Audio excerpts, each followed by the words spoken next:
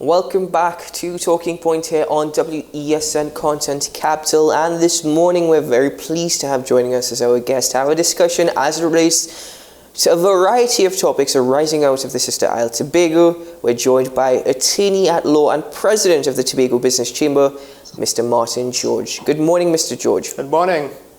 Yes.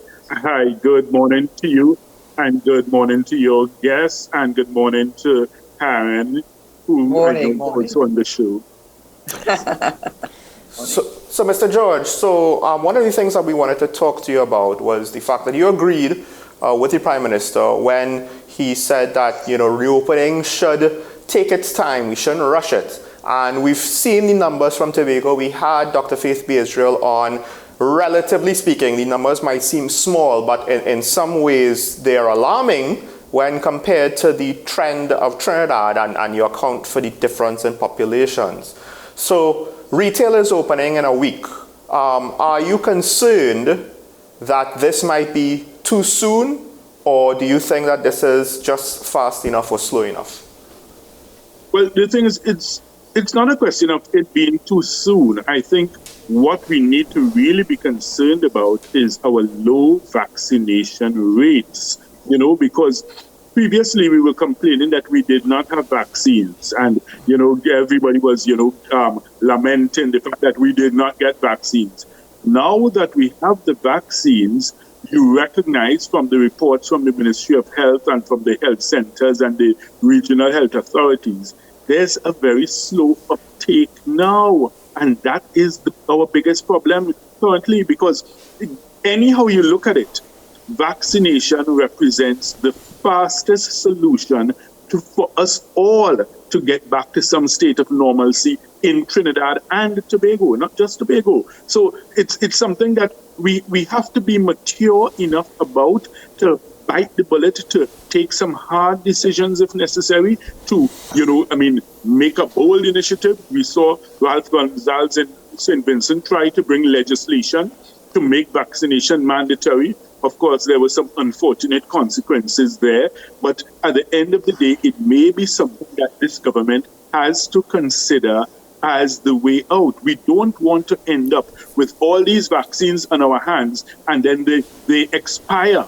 And, we will really look stupid as a nation if that happens. So we need to do something, and we need to do it quickly. And it is critical at this stage that people come out and be vaccinated. So the government has to, I think, take a two-pronged approach. You go with the carrot and the stick. So in other words, you do more advertisement, more campaigns. You have popular personalities such as Miss Karen Teixeira. Maybe you could get her to, encourage the public to be vaccinated. If you understand me, you use our soca stars, our musicians, our sports stars. Let them do ad campaigns, because, like, for instance, in the US, you have Barack Obama doing ads to encourage people. You have Michelle Obama. You have Ice-T. You have all these people, John Legend, all of them doing ads all the time on the television to try and encourage people. So we need to do the same thing and ramp up that campaign. So that's the carrot. But the point is, there are those who, regardless of what you do and what you say, will be resistant, will be obstinate for no good reason. If someone has a valid reason, then that's different.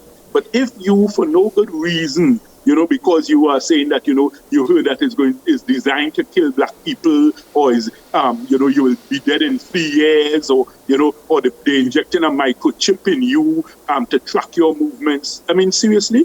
Of the 7 billion people in the world, you really think you are that important that somebody is going to invent a microchip to inject in you to find out what you're doing? Let's be real.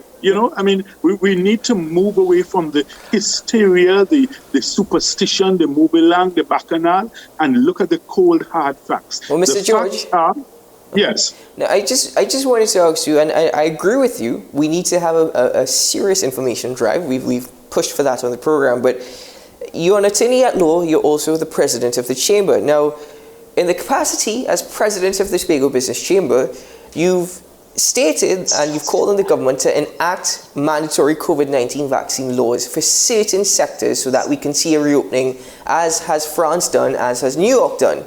But in your capacity as an attorney at law, you've warned employers that making their employees get vaccinated could see them end up in a court of law. So how is this that we have two different sides, but we all want to reopen? How do we find that balance going forward?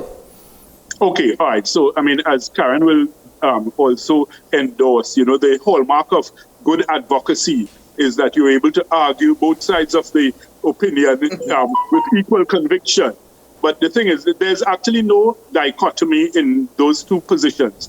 One was where I was pointing out to employers that, as per the advice that had been rendered by the president of the Industrial Court, Her Honor, Deborah Thomas Felix, she pointed out that if it turns out that by instituting a regime of mandatory vaccination in your workplace, that you are actually changing the fundamental terms and conditions of the contract, then that may be something that the industrial court may look at in the future and determine that, look, this has actually breached the law. So that's the warning I gave to employers. But the thing is, you see, what I'm saying overall is that the government needs to take that burden off of employers and actually bite the bullet and mandate the legislation. So therefore, employers are not caught in this kind of difficult position where it seems like they are bullying employees. But I'll tell you, many companies have actually taken decisions. Microsoft has taken a decision. Walmart has taken a decision.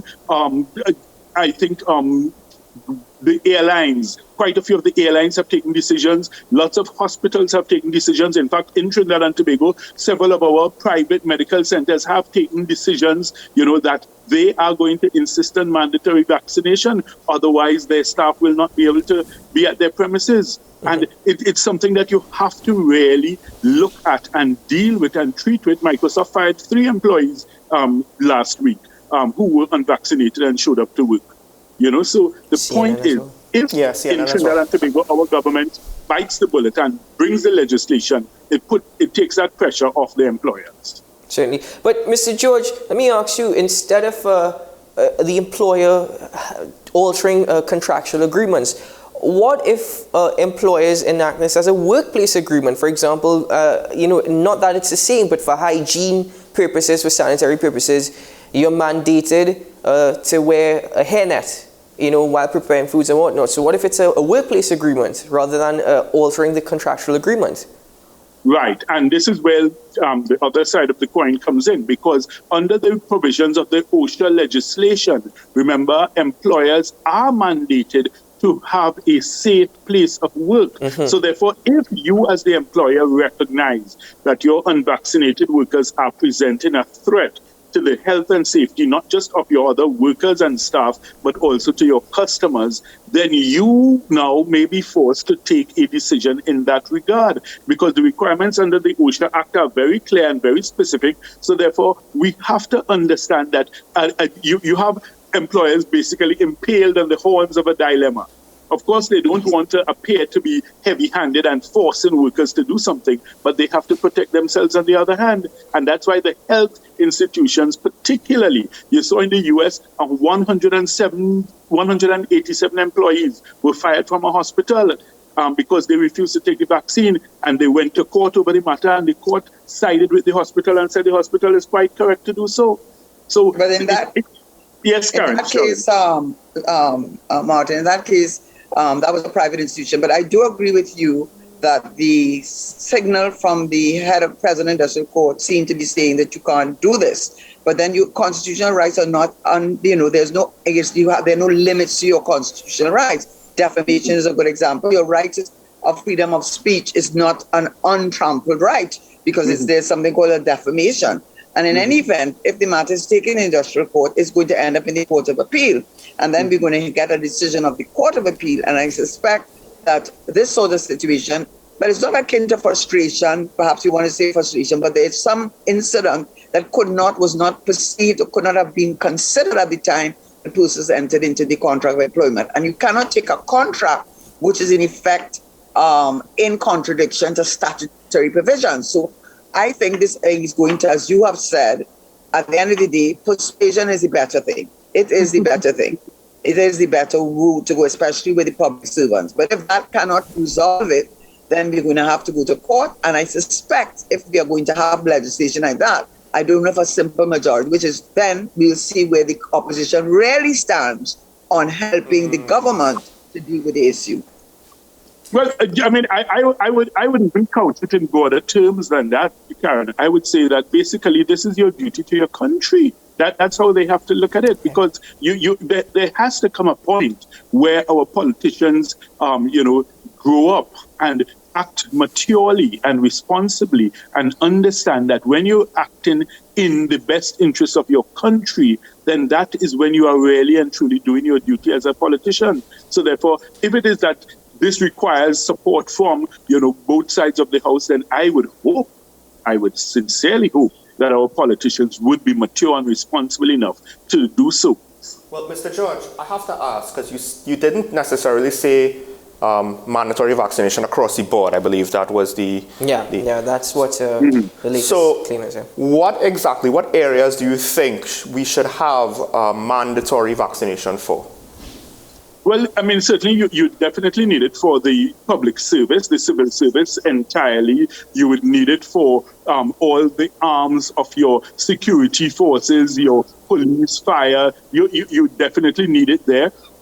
You would need something in terms of school children. And, even for school children, we need to understand and recognize that that is not a novel concept or novel idea, because we've had mandatory vaccinations for primary school children as part of our law in Trinidad and Tobago for years. Yeah. Under the Public Health Act, we have where children must be vaccinated. In fact, all of us went through it. All of us were vaccinated as children.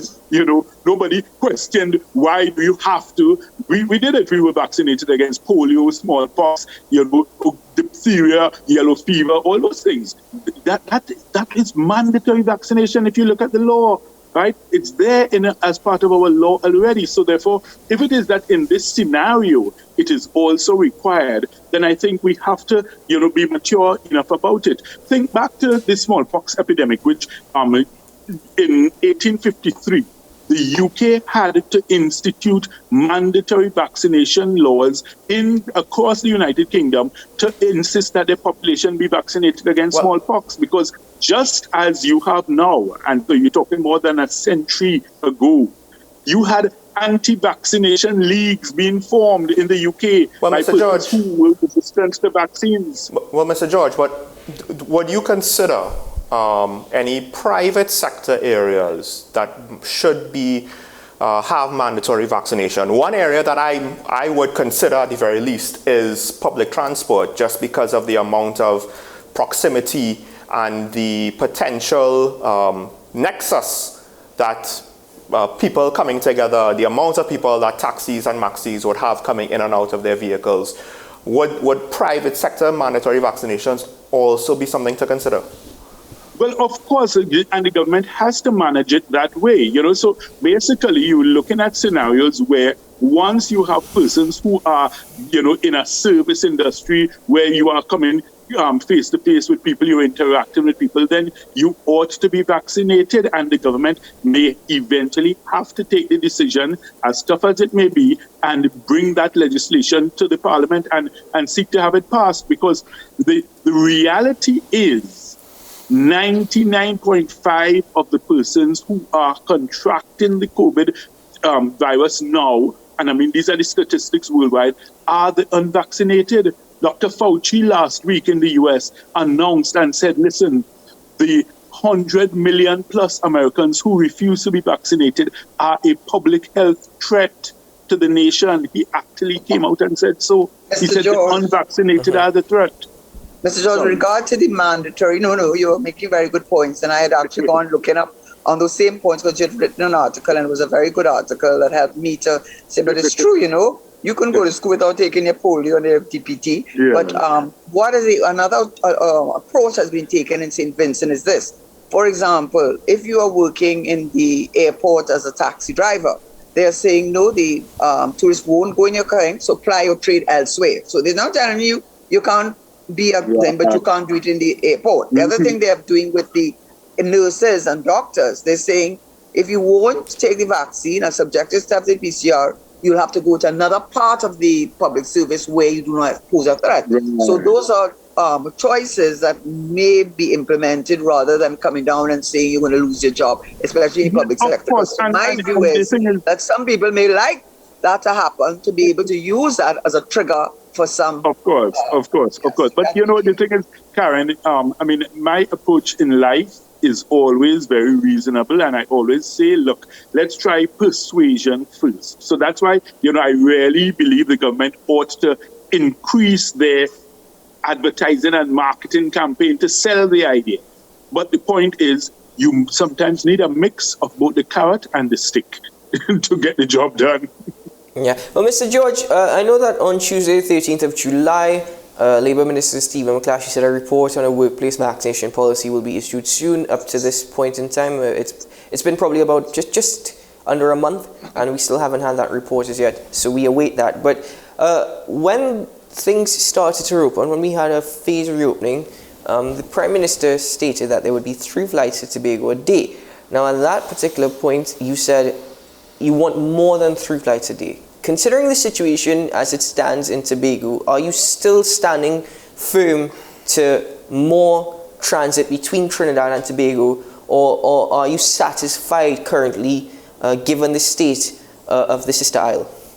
All right, and my emphasis is primarily on the flights, and I want to make this point very clear, and I insist, yes, you need to bring back to the full complement of flights. You could have reduced passenger capacity on each flight, but the full complement of flights needs to be reinstated as soon as possible. It is crippling activity in Tobago. And when I say activity, I want people to understand there are so many institutions. You have TNTech, you have TSTT, you have even some of the oil and gas companies who need to send workers to Tobago on a regular basis. You have police officers, you have soldiers, you have nurses, you have doctors who need to travel, and they are the ones primarily who are inconvenienced. Then on the flip side, you have Tobagonians who have to come down to Trinidad for an emergency, for an exam, for an interview, for something of the sort, and they're the ones who are inconvenienced, because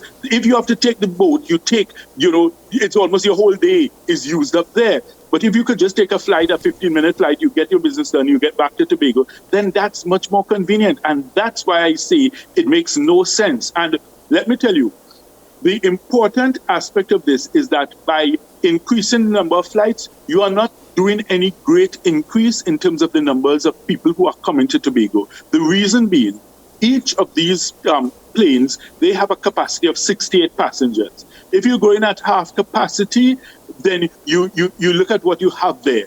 Basically, you're talking about 34 persons, right, on a flight. The boat has a capacity of 800 plus passengers, and the boat is running. Yeah. So therefore, if you have 800 people who can come up by the boat, then you certainly can't tell me 34 people on a flight would make a difference to how many people come to Tobago. Well, Mr. So George, I want to just add before Sean, because this again is the political thing. If we talk about Trinidad and Tobago, those flights have always been subsidized by the government, because if we are going to talk about a unitary state, it's not a commercial enterprise. It's not about making money. Yes, Caribbean Airlines, yes, in terms of its flights outside, but between Trinidad and Tobago. So if the argument is that they're not making money off the flight, losing money, that has not ever been the purpose of those flights. The purpose of the flights is to ensure that we continue to have a unitary state called Trinidad and Tobago. And if that is affecting one's ability to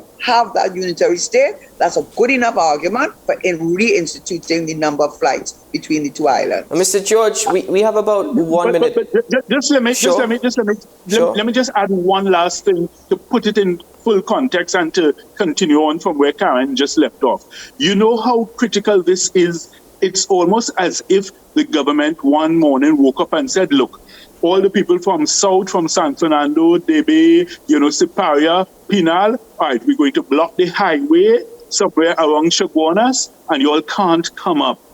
Okay, so you have to stay down in yours half, and those in north stay up in their half. Mm-hmm. It's as critical as that if it is that you cut off a vital link for transport between the two islands. And that's what I keep saying.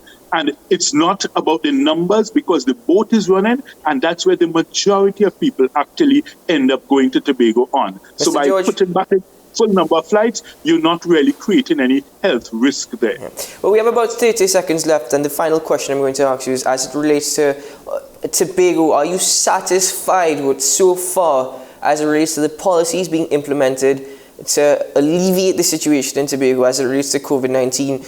If you are not, what more do you think can be done or should be done? About 30 seconds. Well, the thing is, COVID is such an unprecedented scenario for the world that it's difficult to basically cast blame and point fingers because it's a moving target all the time and it's a rolling plan. What I have the greatest concern about is the cycle of lockdown, reopening, reopening, because that is a death knell for so many businesses. So I therefore prefer if we take our time and have a nicely structured, phased reopening with the increased vaccinations. And as I say, make the vaccinations mandatory if you have to, because that's the fastest way for us all to get back to some sense of normalcy. You need to legislate to vaccinate. Well, Attorney at Law and President of the Tobago Business Chamber, Mr. Martin George, I want to thank you very much. Quite a good discussion this morning, actually. I really, really enjoyed it, and you made some very, very good points too. So I thank you very much for that. Good morning to you, and good morning, Karen. Good morning, George. Well, sir, please keep safe, keep well, and well, we'll hopefully talk to you again in the near future. Yeah. Well, folks, so we're going to take a break here on a talking point on the content capital. When we return, we open up the phone lines because we want to hear from you, the discussions as it relates to vaccinations. AstraZeneca is available. We had the Sinopharm. Let's hear from you this morning. Vaccine hesitancy, not anti-vax. But an interesting point that a caller made off air, called in off air. When we get back, we'll discuss that. Stay tuned.